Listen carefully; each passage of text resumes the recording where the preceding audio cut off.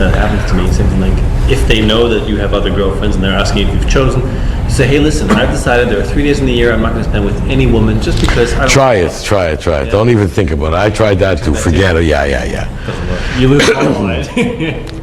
Valentine's Day, if you're not married, or if you are married, is a test day. Oh, You fail. I hate that day. You know, it's a test day. They want to see what you're what are you gonna do for me the whole year. They'll do for you. On Valentine's Day, you gotta be the romantic guy they want you to be. If you're not good that day, you're not good ever. You can't. That's what. Nothing is foolproof. No. I tried different methods. Sometimes it works.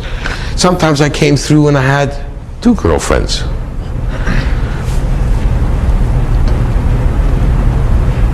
But I even tried once being with 2 of them together on Valentine's Day. That worked? Oh, sure. Dream on. Okay. I lost them both. Yeah. Oh, yeah? Yeah, because they get insulted. That's it. I understand. You gotta walk away from it. Yeah. That's it. You try chasing after it, you don't win. They only will manipulate you for punishment for a while.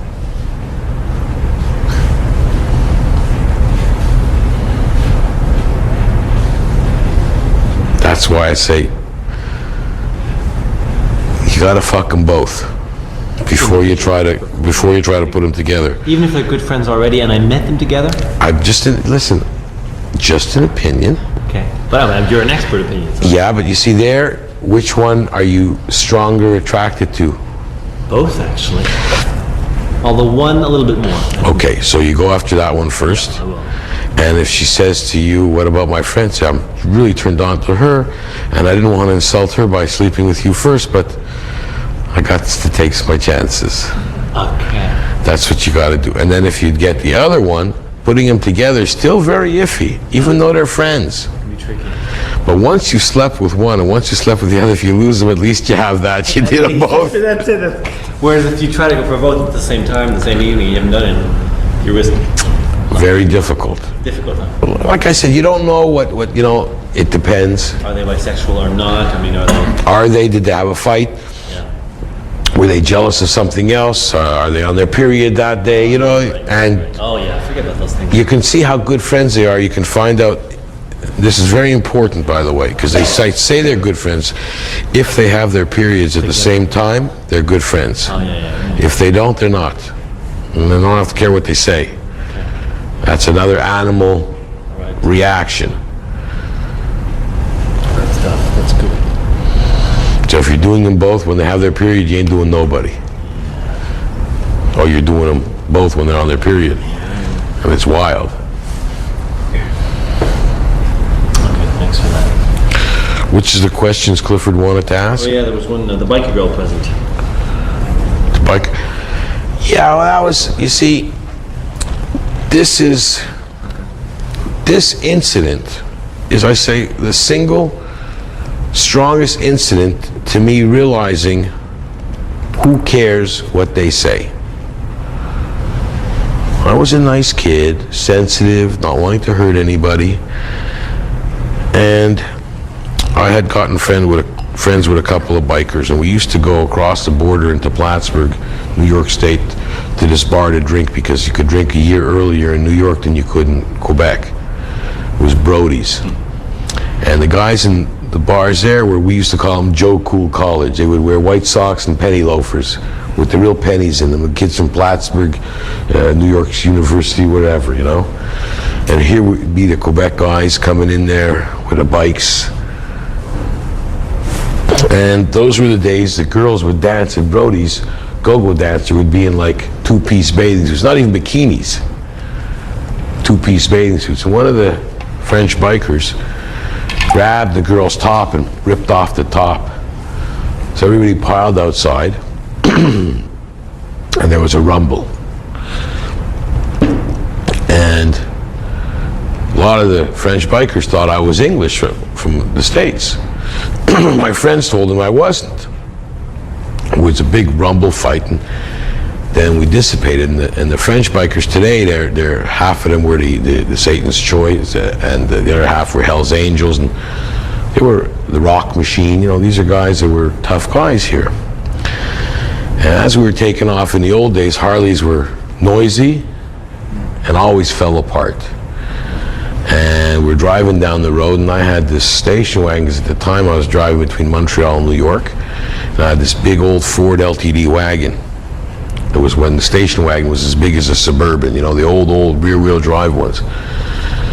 And this guy was at the side of the road, and we stopped to help him out, because one of the guys got hurt really badly, and the state police made a couple of roadblocks. And they were looking for these bikers, and they all took off down the back roads, you know, rural area like that. It's easy to get lost. There's so many roads across the border. So his bike broke down, and he was with him and one other guy. We were on the bike together, and we piled the bike into the back of my station wagon, and we drove through. We're coming through the border crossing, and the Americans had made a stop, which they usually don't do. American customs don't stop when you're going into Canada. It's a Canadian customs. Vice versa, when you're coming into the States, the Canadians don't care you're leaving the country.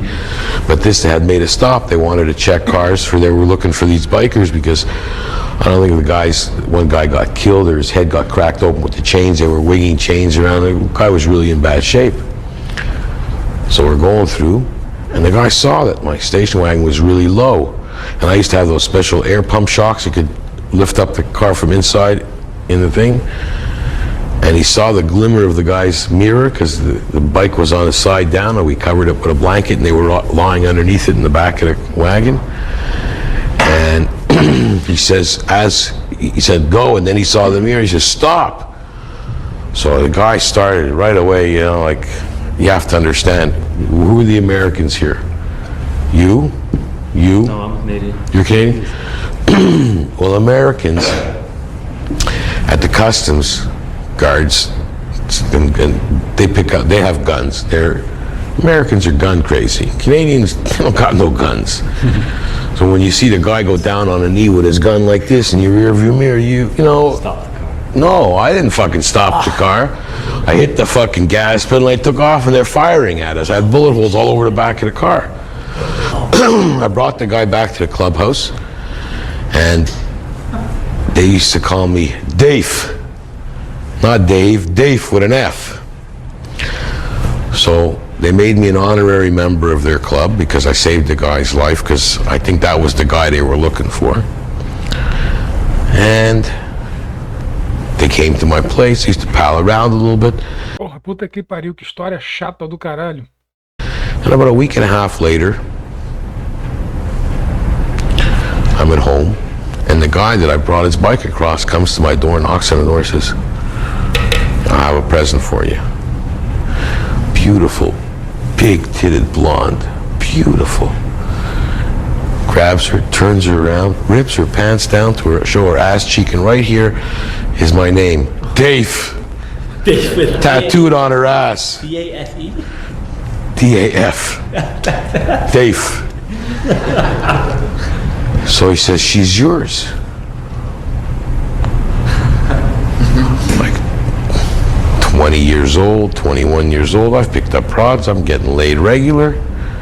But he brought me a girl. I mean, and I'm thinking like you guys, I hope she likes me. It's in the apartment. She didn't speak any English at all. My French then was really bad. We're walking around each other for 2 days. Comes back a couple of days later, he says, so, how is she? I tell him, I don't think she likes me. He goes, what? Calls her over, and he says, what's going on? He's talking to her real fast. I couldn't catch what he was saying. Apparently he was saying, why didn't you fuck him? I brought you here to take care of him. He says, well, he didn't do anything. He grabs her by the fucking hair, smacks her in the face. Just give him a blow. She jumps down on her knees, opens my zipper, starts sucking my dick. She's sucking my dick. He's standing there and says, take her into bed. Don't worry. Do what you want. And I'm like,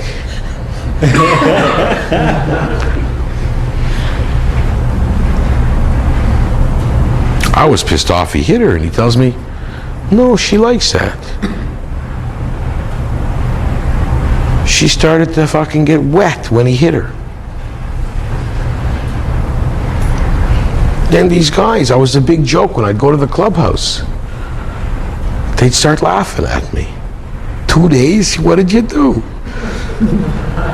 What did she do there 2 days? I said, I made her lunch and I fed. I was the big joke. They brought me abroad just for fucking, all mine.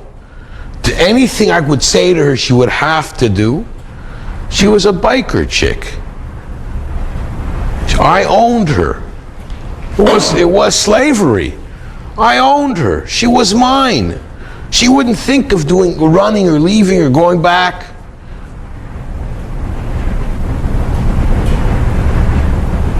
Não, mano, pensando bem, essa história do gordinho aí é foda. And I was being Mr. Nice Guy, and she didn't like that. I could never bring myself to smacking her or hitting her, because I don't like that kind of stuff. But when I would tell her, hey, get over here, I'd be rough with her, and she was there. The rougher I was, the more she liked it.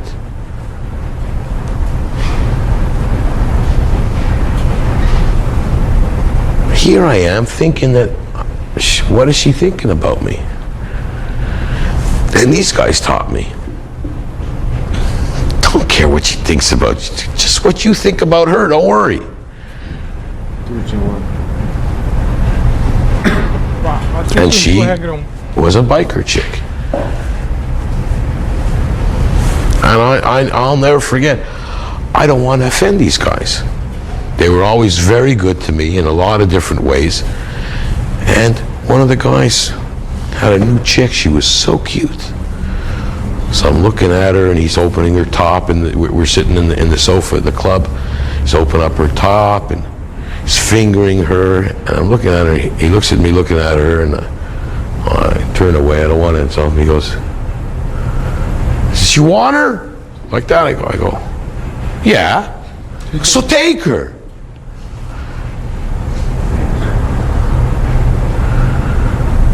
When you're a biker brother, You share. that's when you know what friends are. Yeah, it's true. You share. Yeah, I agree with that. That's what I think made me realize. And they like it. They loved it. They weren't abused. They could have left any time. They told her she's going to have an honor later on, an honor, because they thought the world of me because I saved the guy's life, getting my name tattooed on her ass. There's a fucking old woman walking around today with Dave on her ass. Maybe she's dead, I don't fucking know. She's got Dave on her ass.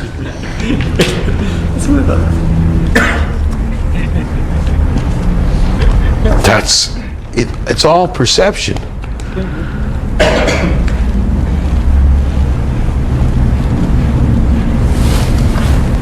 My friends would say to me, I have a group of friends used to say, those are those years when you were French.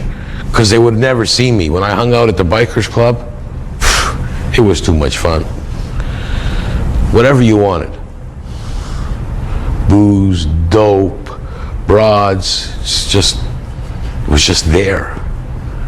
It was like one of the luckiest things I ever lucked out in my life. In those days, it cost me like $150 to have the back of my car fixed. It was the best $150 I ever spent in my life.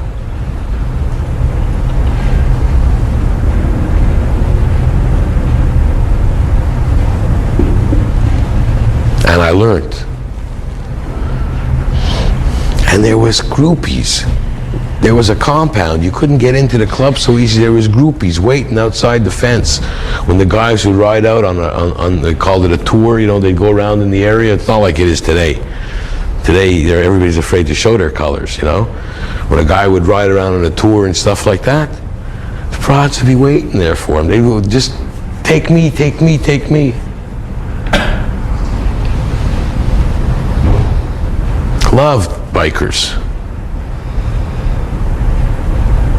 They want to be a biker chick. The worst fucking thing. If I had a daughter, I think I'd rather her dead than that. Every guy in the club is fucking her, abusing her. Half the guys don't know what soap and water were invented for. Okay? Gross.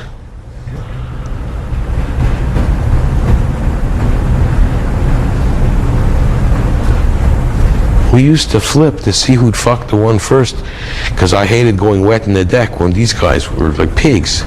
If I didn't fuck her first, I sometimes said, forget it, I'm not fucking her till she takes a shower. Yeah, I understand.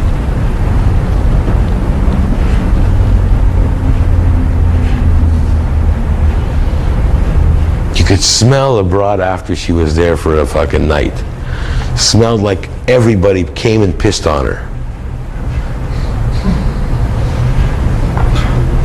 Because she'd be in the kitchen making you toast and bacon for breakfast in the morning.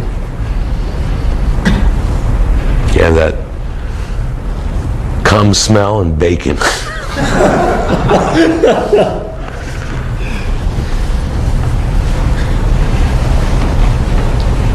But it's a tough, like I say, it's a tough thing. You end up with situations like that. It's hard to go to a club and pick up a girl. They always had trouble. They would be rough. They'd pick them up too. And you'd be surprised how many women would want to be with them. Shocking.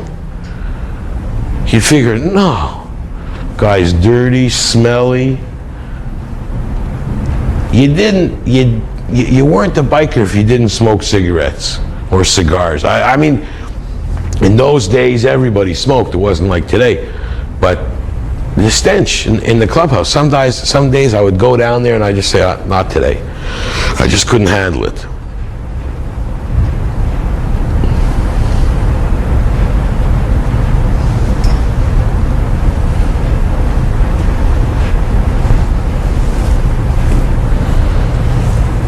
What are the other questions he wants? What stories does he want? Pretty much how you got so tough, how you got your inspiration. You've covered them.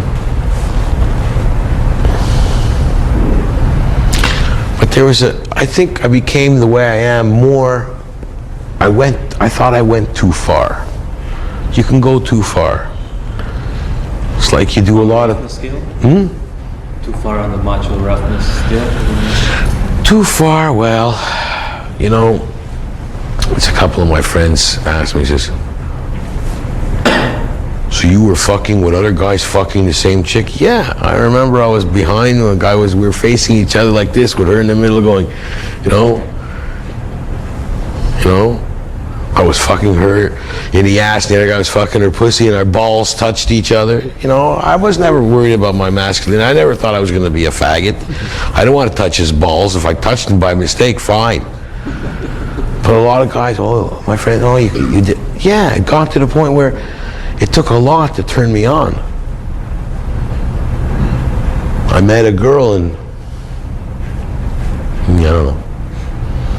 I got 2 other broads waiting for me at my apartment, naked. Can you tell me while they wait for me? You get, you know, when you have the stable like I had, you can't fuck worse than you have already.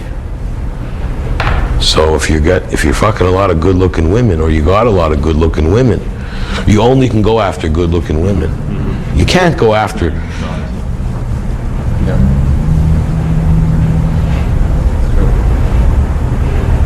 And so many women came after me that I would never believe.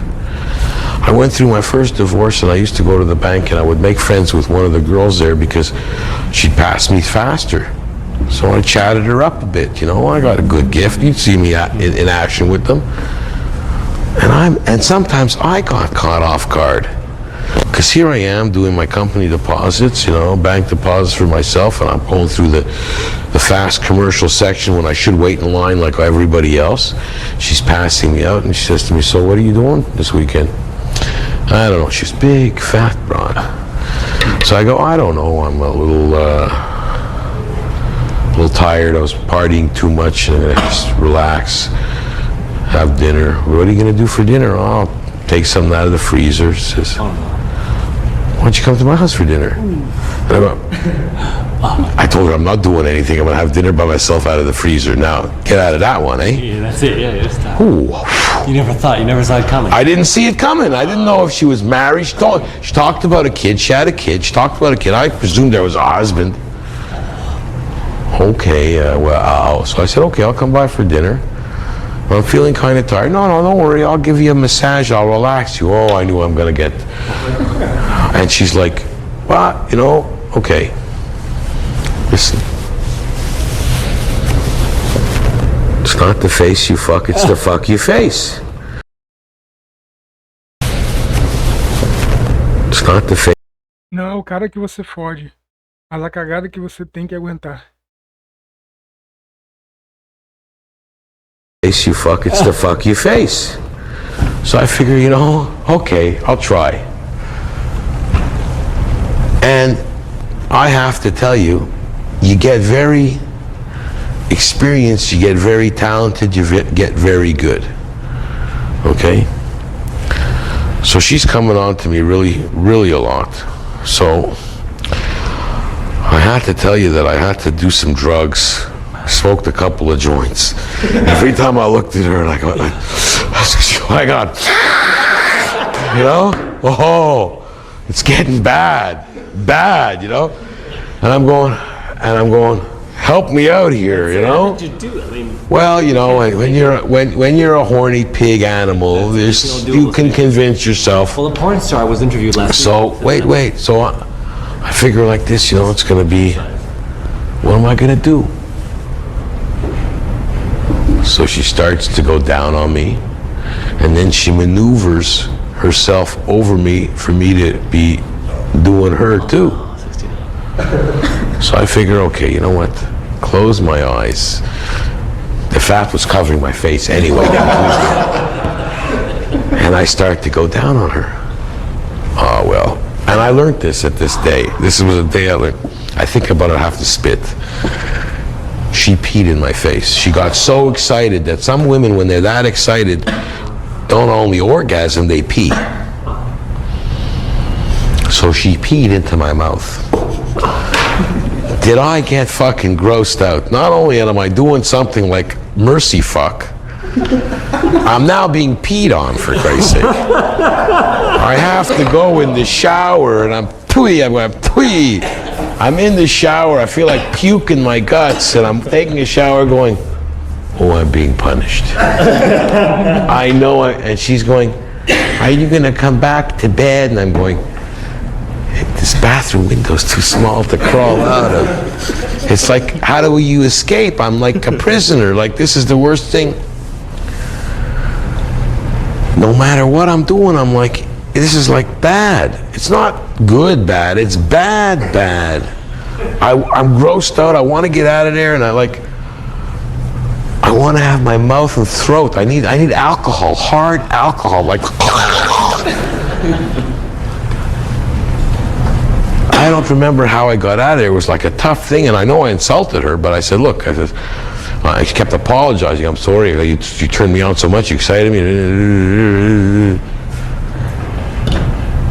I got caught.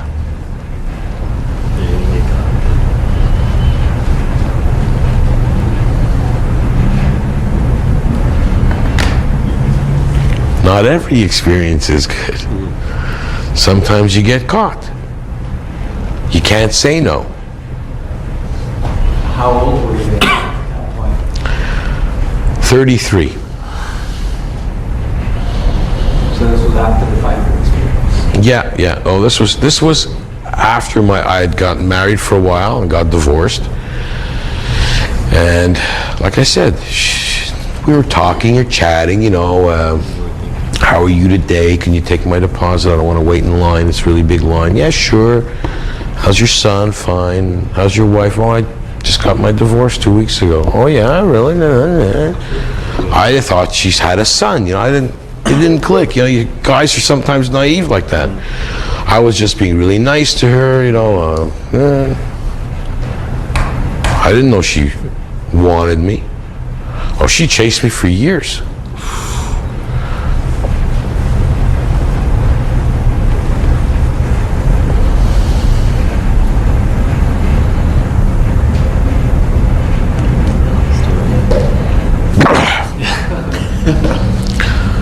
But that happens. There's lots of different experiences I had. Some were really funny. Some were wild. At 21 years old, I went out with that girl that treated my friend so badly. Okay? I had gone out with another friend of mine's sister to a movie, and she was staying with her sister. And we had sort of like reconnected. I hadn't seen her in a few years. And we reconnected, and I ended up taking her out when I got back to the city.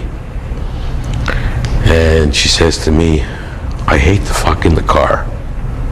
I had to fuck her only in my car. And then she used to hang out at my apartment. And one day she says, remember, I have to be home by midnight, otherwise my father's gonna freak out. So, we wake up at 4 o'clock in the morning. Okay, we had fucked like crazy and we just both fell asleep. 4 o'clock in the morning, she looks at me and says, I'm finished. Get me home. So I throw some clothes on, anything, just to, the stuff you wore last night, you just gotta get in that car, get her home. And I lived in Saint Laurent, she lived in Hampstead. So I get her home, pull in front of her house, her father standing outside the door like this. She gets out of the car, he runs down, he grabs her, says, get in the house. He runs over to me, face to face, and he looks at me like this. What were you doing with my daughter? I said, we were watching TV and we dozed off, but I must have smelled, because the cum, He goes, you were sleeping with her, eh? Well, yeah, we dozed off. He goes, no, you were having sexual intercourse with her. And I go, yeah. Well, I'm going to tell you, yeah. He goes, don't ever bring her home this late again. Fuck, I was ready to get. He goes, don't ever bring her Nunca volte a trazer nunca mais tão tarde. home this late again. Fuck, I was ready to get in the beef with him. What? I get back in the car, I'm driving all the way home. I was going, the fuck happened there? I figured he waited till 4 o'clock in the morning standing outside the house. I figured he'd freak out on my ass,